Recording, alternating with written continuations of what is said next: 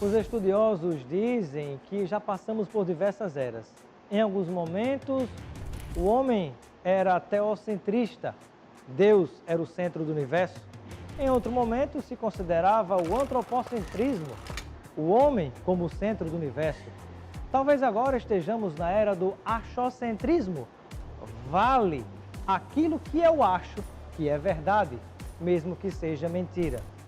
Por isso, talvez alguns estudiosos digam ainda que estejamos na era da informação. Ou será a desinformação?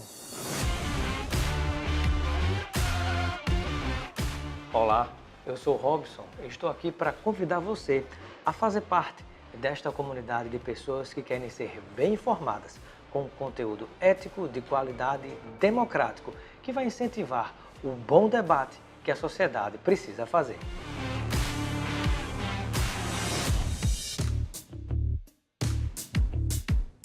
E se você quer conteúdo de qualidade, lembre-se de inscrever-se no nosso canal para ficar bem informado. Todo dia com notícia, comentário e opinião para que você esteja melhor instruído a discutir os temas que estão presentes no dia a dia da sociedade.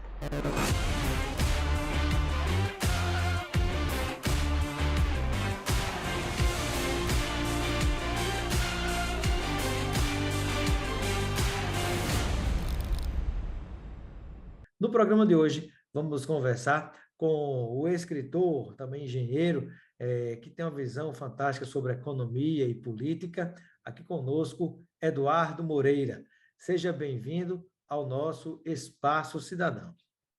Olá, Robson. Eu que agradeço o convite e saúdo a todos e todas que estão nos assistindo.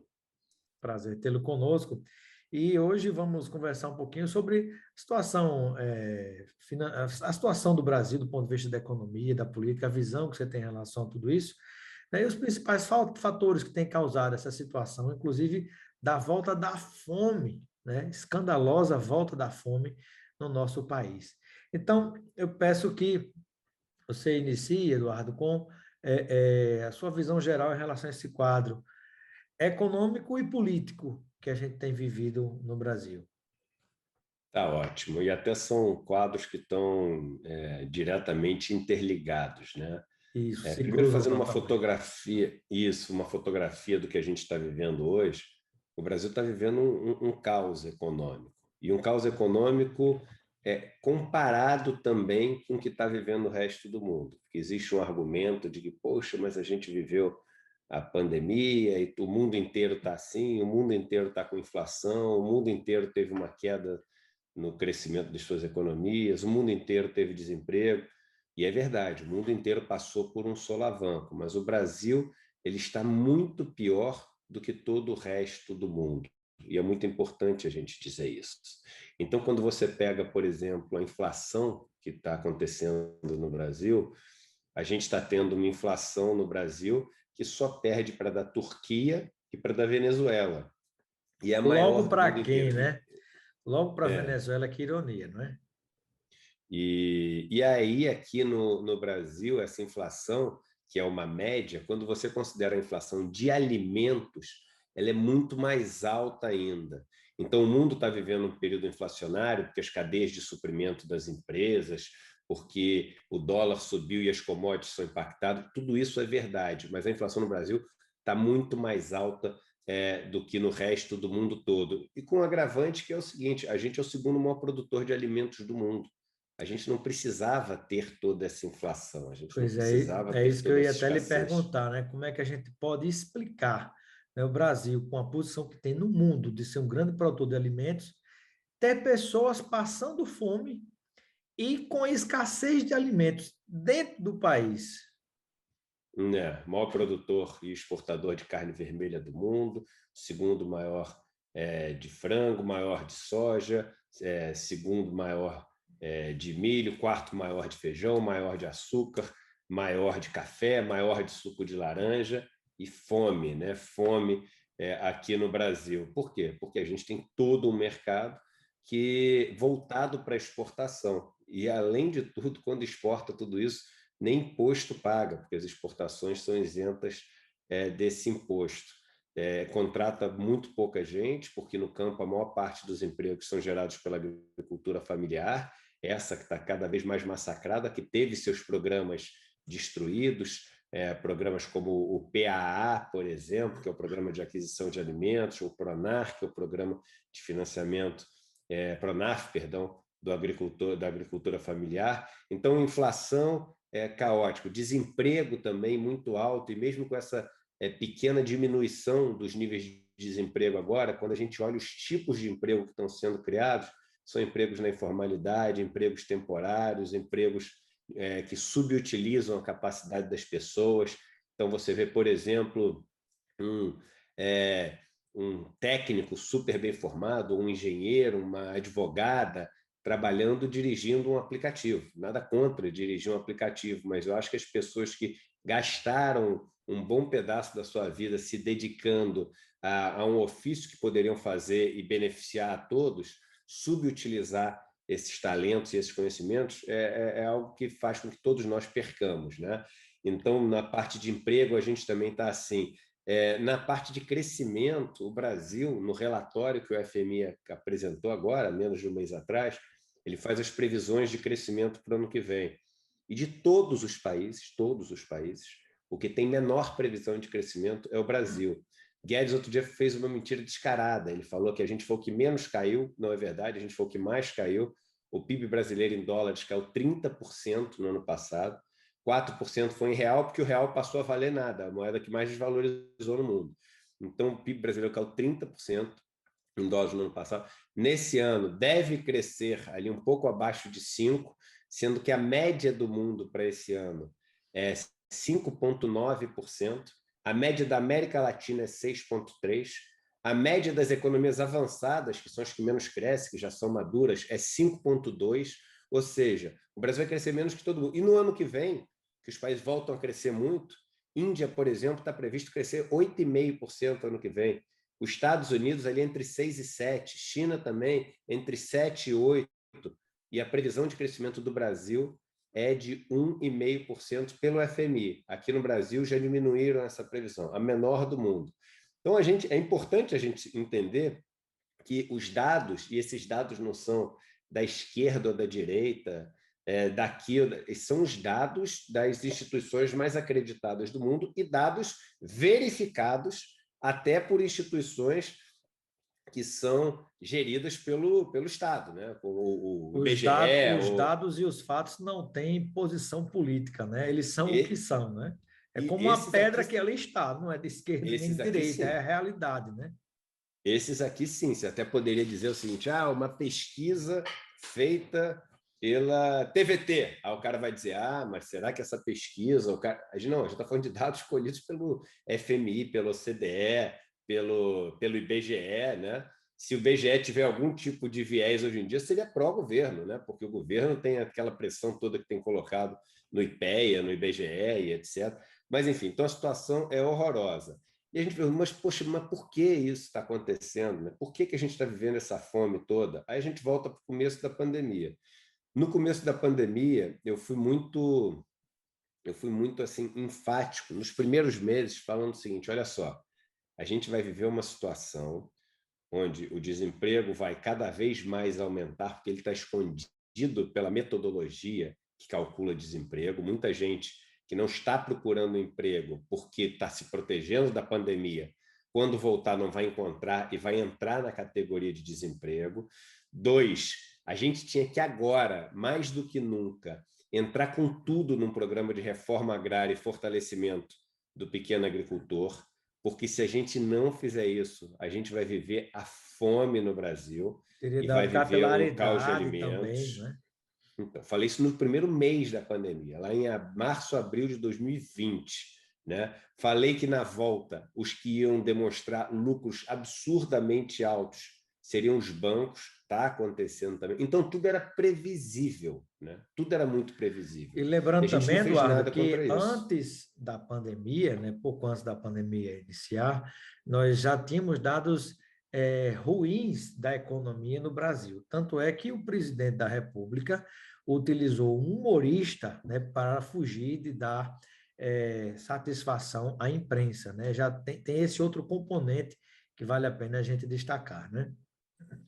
E aí a gente entrou num período onde quem passou a dar as cartas no país foi o Centrão, né? Um período onde a gente, na verdade, tem um presidente que fica ali se divertindo macabramente no seu cargo e usando todas as oportunidades que tem para benefício da família, para enriquecimento da família, para, enfim, fazer negócios.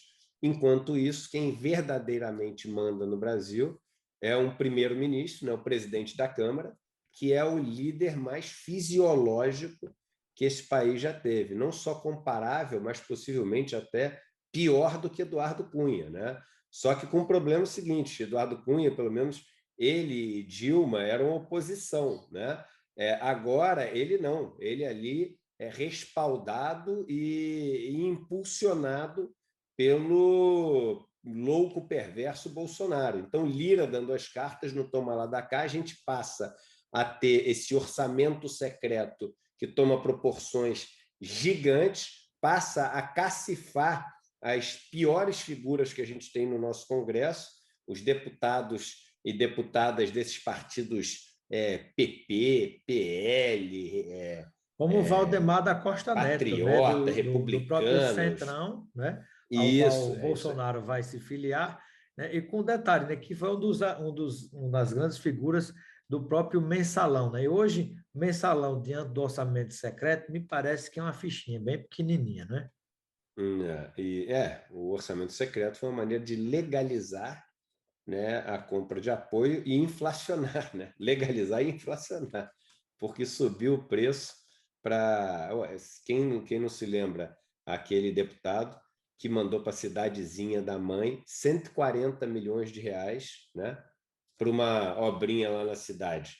Nada contra a obra em cidades pequenas que são necessárias, mas como é que é escolhido isso? Qual o princípio republicano, né? Republicano, a palavra república vem de coisa, que é res, né? Pública. Então, a coisa é pública, a coisa é de todos. Não é da cidadezinha da mãe do deputado que tem 140 milhões, enquanto a comunidade das aldeias dos nossos irmãos originários não tem 200 mil para comprar comida e cesta básica. Então, a gente ainda armou outra bomba, e essa ainda vai estourar no ano que vem, que é o seguinte: esses que são os piores deputados e deputadas vão ter reforçado sua base eleitoral. Eles vão ter ali feito o postinho de saúde, recapeado a estrada, pintado ali as faixas na rua e etc., colocado ali uns novos aparelhos de exercício na praça e vão se reeleger. E a turma que lutou contra o desmando de Bolsonaro, etc., que não teve emenda nenhuma, que, enfim, viveu esse caos lutando contra o desmonte, possivelmente não vai se reeleger. Então, provavelmente, a gente vai ter um parlamento pior ainda do que a gente tinha. E isso foi comprado com essas emendas secretas. E lembrando que parte desse parlamento, né, praticamente a metade, foi eleita afinadíssima com o próprio presidente da República. Tem um perfil, inclusive, muito semelhante ao de Jair Bolsonaro. Né?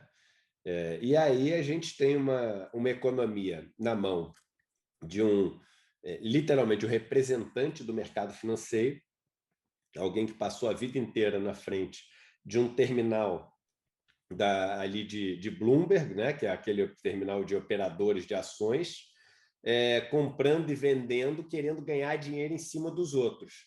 E foi para o Ministério da Economia, e nem o terminal ele tirou ele levou com ele o terminal. Simbolicamente, isso é muito forte.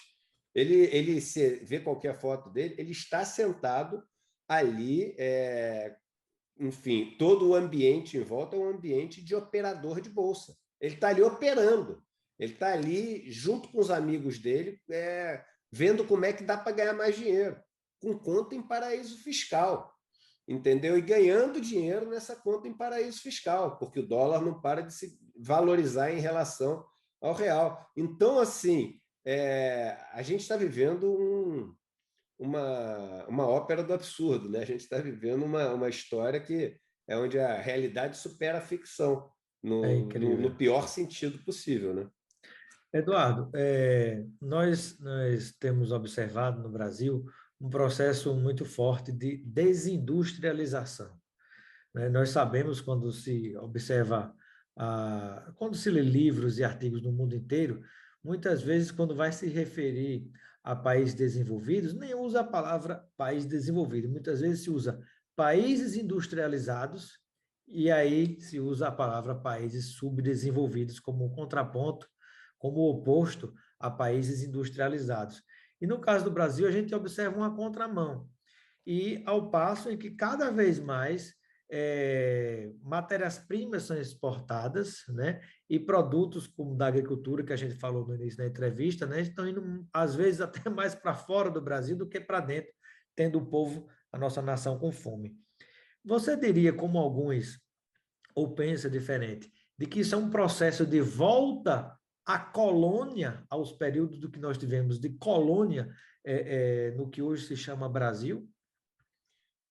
Nesses 500 anos, a gente teve muito pouco tempo, muito mesmo. Se fosse um livro, né, de 100 páginas, a gente tem ali, no máximo, 5, 6 páginas, em que a gente tentou fazer alguma coisa para deixar de ser colônia, né? Porque no resto do tempo, e mesmo nessas 5, 6 páginas, ali é uma mistura, não é uma fuga da situação de colônia. E, novamente, eu vou puxar o mundo e falar de Brasil. O mundo vive, sim, um processo de não de desindustrialização, mas um processo onde a indústria ela perde participação no processo todo de geração de riqueza e o setor de serviços ganha participação. Só que no Brasil, o que aconteceu foi um processo de desindustrialização muito mais agudo do que no resto do mundo, e um processo de atraso tecnológico brutal, por 2 motivos. Primeiro, porque a gente foi ficando cada vez menos capaz em termos de pesquisas, investimentos em universidades, bolsas Ciência, para iniciação científica, tecnologia ciência e e tecnologia. inovação, né? Isso, é o famoso CIT, né? CIT. Essa área no Brasil foi destruída, e isso tem um impacto enorme em produtividade, tem um impacto enorme na capacidade da sua indústria de ser competitiva, até dos seus serviços ser competitivo. O dólar subiu muito em relação ao real, então a tecnologia, que também é uma commodity quase hoje em dia, dolarizada, aquele terminal da Bloomberg que eu falei que o Paulo Guedes tem, aquilo ali custa mais ou menos $2.000, não importa onde você está no mundo. Então, se você está no Brasil, aquele negócio custa mais de 11 mil reais por mês, né? Então, é o seguinte, se você está com o dólar a 5,5, pouquíssimas pessoas podem ter aquilo na frente, te dar todas as informações do mundo, você pode fazer um monte de conta, comparar, juntar com Excel. Agora, se você está num país onde a taxa de câmbio é 3, aquilo custa 6 mil reais. Tem muito mais gente que vai poder ter aquilo, muito mais gente podendo ter aquilo pode ajudar mais na tomada de decisões, a gente fica mais produtivo. Estou dando um exemplo com uma coisa específica, só para mostrar como um dólar mais alto e não investimento em ciência e tecnologia faz a gente ficar atrasado. E aí o que acontece? Com um dólar mais alto também, e a gente disposto a vender tudo que a gente tem aqui do Estado, a turma que é de fora vem aqui e começa a tomar conta de todas as nossas empresas estratégicas, né? Seja através de participações acionárias, seja sendo dono da empresa inteira. Então, por exemplo, hoje você pega a Petrobras, eu vi esse dado outro dia, fiquei assustado, da participação acionária, não do controle, né, mas do total, incluindo o controle, mas de todas as ações da Petrobras, você sabe qual é a maior fatia da pizza? Investidores estrangeiros. Então, hoje a Petrobras ela é uma empresa cuja maior fatia é de investidores estrangeiros. Ela é uma empresa, eu vou botar entre aspas, estrangeira. Controlada pelo Estado brasileiro, mas uma empresa estrangeira. A grande maioria do lucro vai para fora do Brasil, às custas dessa extração do bolso da população brasileira, né? Porque isso é uma extração isso aí, uma coisa que é de todos. Do bolso do brasileiro, porque se pagar no Brasil entre R$ 7 e R$ 8, como se observa em alguns estados no Brasil, o litro do combustível, é um absurdo sem tamanho. E esse dinheiro, às custas de nós sermos sugados, vai para fora do Brasil. Só que é pior do que isso. Por que é pior do que isso? Você poderia dizer o seguinte, Eduardo, não, mas calma aí, você está tirando dinheiro vendendo a 7, 8, mas esse lucro vai todo para a Petrobras e esse lucro da Petrobras é dividido para o Brasil inteiro. Só que o que acontece? A Petrobras, a gasolina está tão cara aqui porque todo o óleo que ela está explorando e produzindo, ela não está refinando para vender aqui no Brasil, ela está explorando o óleo bruto lá para fora, porque ganha mais dinheiro fazendo isso. Quando ela vende o óleo bruto lá para fora, número um, ela não paga imposto nenhum. Ela não paga imposto. Então, nem esse recolhimento de imposto que a gente tem que voltar para o país tem. Aí diz, não, paga sim, porque a Petrobras ela paga não sei quantos bilhões em impostos. Aí você vai ver, sabe o que ela está chamando de imposto? Ela está chamando o IPI, o ICMS, mas isso quem paga não é a Petrobras, somos nós. Ela só recolhe, mas quem paga somos nós. Isso é o imposto do consumidor, não é da empresa.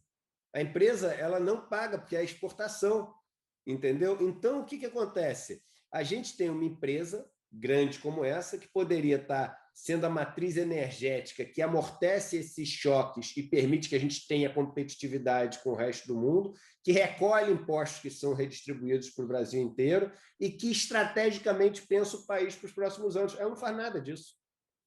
Ela não faz nada disso. Entendeu? Então, a gente está... E aí, voltando à sua pergunta inicial, aí a gente vira esse cara que exporta óleo bruto, exporta soja, exporta carne e virou o quê? Mais um ciclo. Então, a gente tinha quando ciclo tudo pau-brasil. isso não falta para o povo brasileiro que pode pagar, paga muito caro, né? Mas aí a gente está falando de um percentual ínfimo da população brasileira que Exato, pode pagar lamentável. R$100 o quilo da picanha. Exato. Enquanto o rico paga R$100 o quilo da picanha, o pobre pega os R$100 que ele recebeu de auxílio e escolhe se vai comprar o gás ou se vai comprar o macarrão. Porque os dois juntos não dá. O dinheiro não dá para o gás e para o macarrão. Quando no máximo entendeu? pé de galinha, né? Como a gente tem visto, né? É isso aí. E aí você fazia a comparação, não é, Eduardo, em relação a essa questão, né, das fases que nós passamos, né? Do pau-brasil que se fez isso, né? Depois o ouro que foi para pau-brasil, fora, depois né? ouro, café, açúcar, a gente vai Borracha, tendo os né? ciclos, né? E aí agora estamos vendo o ciclo da soja. Como se a gente for pegar o livro de história lá na frente, vai ter lá mais um ciclo. Né? O Brasil vivendo o ciclo da soja, enquanto o mundo estava fazendo microchip, enquanto o mundo estava, enfim, pensando em tecnologias super avançadas de transmissão de dados, de Wi-Fi, de 5G, o Brasil estava comprando tudo isso de fora, enriquecendo os outros países e contribuindo para o mundo, liberando as suas riquezas para serem saqueadas. E veja a importância do tal chip, como você falou, né, que hoje a produção de carros no Brasil está praticamente parada em várias áreas por causa do chip que vem de fora, né? Algo escandaloso. Agora, eu pediria que explicasse um pouquinho para o nosso internauta, o telespectador, Eduardo, você como conhecedor da área, por que é que dólar sobe e desce tanto e de onde vem essa obrigação de que praticamente tudo no Brasil se dolarize, né? Por que é que a gente tem que ser submetido? O que é que nos obriga a ser submetido a essa dolarização da economia, digamos assim? A explicação é o seguinte: primeiro, por que dólar sobe e cai? Quando o Brasil está uma economia promissora, interessante, tem muitos negócios para serem feitos aqui, tem um público consumidor grande, quando o país é economicamente dinâmico, as pessoas do mundo inteiro querem trazer o seu dinheiro para estar aqui, investindo numa empresa, investindo no negócio, vendendo seus produtos, etc. Só que trazer o dinheiro para o Brasil significa que você tem que ter real. Então, você pega o dólar, que é a moeda meio que o mundo inteiro tem como referência, e você tem que transformar dólar em real. Como é que você transforma dólar em real? Você vende dólares e compra real. Quando tem muita gente querendo comprar o real e muita gente querendo vender o dólar para comprar o real, o preço do real sobe, o preço do dólar cai. É igual muita gente querendo comprar tomate na feira e não tem tomate para todo mundo. O preço do tomate vai subir. Se tiver muita gente querendo comprar real, o preço do real vai subir. Então, toda vez que existe um interesse muito grande pelo Brasil, ou seja, o dinheiro vindo para o Brasil, o dólar cai e o real sobe. Quando tem muita gente querendo tirar dinheiro do Brasil, aí é muita gente querendo vender real para poder comprar dólar. E quando você vende uma coisa, ela cai de preço. E quando você compra outra, ela sobe. Então, o dólar sobe e o real cai. Então, é por isso que o dólar sobe quando a economia do Brasil fica pior, o dólar cai quando a economia do Brasil fica melhor. Por que as coisas são tão ligadas ao dólar? O Brasil, quando ele tem cada vez mais a sua economia voltada para exportar, né, e principalmente uma incapacidade de substituir exportações por produtos locais, nacionais, E produzir dentro de casa, né? semicondutores, etc., você, enfim, fica dependente de qual vai ser a taxa de câmbio, para você ver que lá o microchip custa $100. Então, antes custava R$300, agora custa 600. E aí não tem como, porque se o carro vai usar o microchip, se a máquina de café lá usa um circuitozinho elétrico que também foi comprado de fora e a fábrica que fazia aqui fechou, você vai ter que pagar pela cotação do dólar do dia. E aí toda essa cadeia é impactada. É aquela história, né? Por exemplo, a gente se orgulha, o nosso estado do Rio Grande do Norte, por exemplo, o meu estado, que é o maior exportador do melão do mundo, né? Do Brasil. E aí, em detalhe, né? A gente manda para fora o caminhão de melão, mas compra um iPhone, né? Nessa balança comercial, né? O Brasil, por causa do dólar e da valorização desse produto que vem de fora, a gente acaba saindo perdendo, né? Apesar do faturamento que a gente tem com o que a gente manda para fora, não é isso? Isso aí, é isso aí. E um outro detalhe, ainda para fechar essa questão do dólar, Eduardo, por que é que, por exemplo, mesmo quando há outros fatores que não têm uma relação direta com o Brasil, a gente também tem essa variação do preço do dólar e tem que ser submetido a ela? Por exemplo, estourou uma bomba lá no Golfo Pérsico, lá do outro lado do mundo, aconteceu algum problema sério, algum problema grave, aí daqui a pouco o dólar subiu, a gente acaba pagando essa conta muito alta também, não é? Ou seja, teoricamente, uma coisa não tem nada a ver com a outra. O Brasil não tem nada a ver com o Oriente Médio, teoricamente. Mas, na prática, o que a gente observa é essa explosão do dólar e a gente paga esse preço caro também. Também temos que nos submeter a esse tipo de coisa, alguma forma de reverter isso? Quanto mais você... E aí uma palavra que as pessoas usam muito, né? E perde até o significado dela. Quanto mais você é autossuficiente, ou seja, você tem as cadeias produtivas ou dentro do seu país, ou a possibilidade, né, de internalizar processos, menos você é sujeito a choques externos. Estamos conversando com o escritor Eduardo Moreira, que tem uma ampla visão sobre a economia do país. Estamos conversando com ele a respeito da situação econômica e política do Brasil. E para você que nos acompanha pela TVT, a entrevista fica por aqui, mas ela continua no nosso canal no YouTube, Robson Carvalho.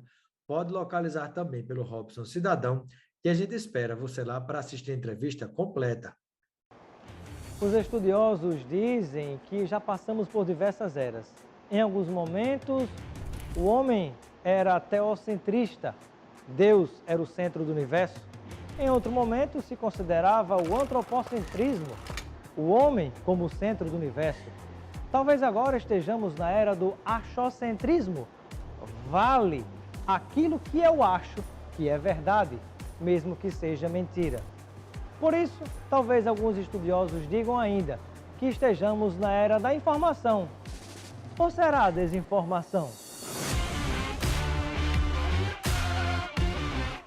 Olá, eu sou Robson e estou aqui para convidar você a fazer parte desta comunidade de pessoas que querem ser bem informadas, com conteúdo ético, de qualidade, democrático, que vai incentivar o bom debate que a sociedade precisa fazer.